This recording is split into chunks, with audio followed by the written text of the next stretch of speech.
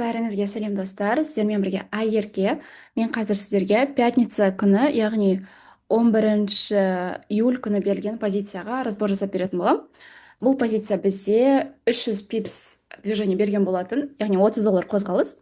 Не үшін лонгқа бердім, соны сіздерге түсіндіріп беремін. Қараңыздар, пятница күні сағат 12-нің кезінде алтын лонг деп жазылған, яғни 12 где-то Франкфурт біткен кезде. Не үшін лонг? Себебі, қараңыздар, бір күндік таймфреймде бізде оңанда брокерінде вот нарратив басталады. Басқа брокерларды қарасаңыздар, оларда там астында эквил лоу болып қалып кеткен да, там неде сахода, fx.com-да мынау снятие жасамаған, бірақ оуанда да снятие жасалған, и основной брокер ол оуанда болып саналады. Поэтому осыған сенсеңіздер көресіздер, то что нарративтің на лонг басталғандығын, яғни бір күндік таймфрейм бізге толығыменен лонг екендігін көрсетіп тұрды. 4 сағаттық таймфреймде көп адамдардың жасайтын қателігі ол баға мына жақтағы Азия лонгқа басталып тұрған нарратив, олар мына жаққа дейін коррекция болады деп ойлайды. Негізінде алтында именно қай зонаға дейін коррекцияның келетіндігін кластерный анализбен ғана көруге болады.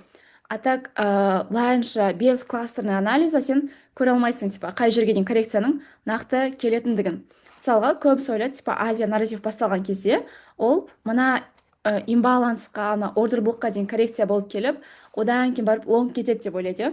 Но на самом деле, если зона бізде кластерный зонада заливка болатын болса, банктер ертерек кіретін болса, ол кезде мына жаққа дейін глубокий коррекция бермейді. Яғни мына жерде қарайтын болсаңыздар, бізде сағат 12-нің кезінде екі түрлі зона болды. Мен қазір көрсетемін. Яғни біріншісі ол осы зонадан лонг кетеді деген, либо чуть-чуть астыға түсіп барып, мына зонадан лонг кетеді деген болатынмын. Неге бұл зоналарды красныймен белгіленіп тұр? Себебі дәл осы зоналарда үлкен банктердің крупный контракттары жүрген. Енді қараңыздар, мына жерде сигнал жазылған. Қазір көрсетемін. Сигнал 12-нің кезінде 3332 менен 3329-ның арасында дейілген. Себебі мына жерде қараңыздар, 3332 ол мынау осы жерден мына лонг берілген болатын, 3332-ден. Вот неге себебі мына жерде бізде қарайтын болсаңыздар, мынау тұрған ордер блок біріншіден, екіншіден осы онда кластерный зона тұр, и соған байланысты үшіншіден тренд бізде нарратив лонг, яғни бір күн таймфрейммен қарасаңыздар, нарративтарыңыз лонг болып тұр. Осыған байланысты бізде сигнал на лонг берілген. Енді қарасаңыздар, тейк 1 алынады 90 пипс, тейк 2 алынады 210 пипс, и тейк 3-ті мен 3365-ке қойып берген болатымын. И общий 330 пипс жүріп береді, яғни қанша $33 қозғалыс осылайынан жүріп берген болатын.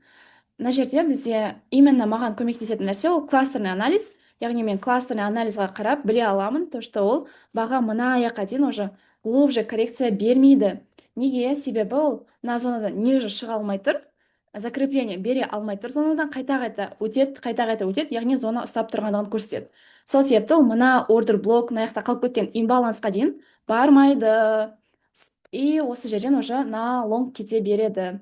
Қарасаңыздар, бұл жерде бізде позиция қанша? 1-ге 8 берген болатын. Видео сіздерге пайдалы болды деген ойдамын.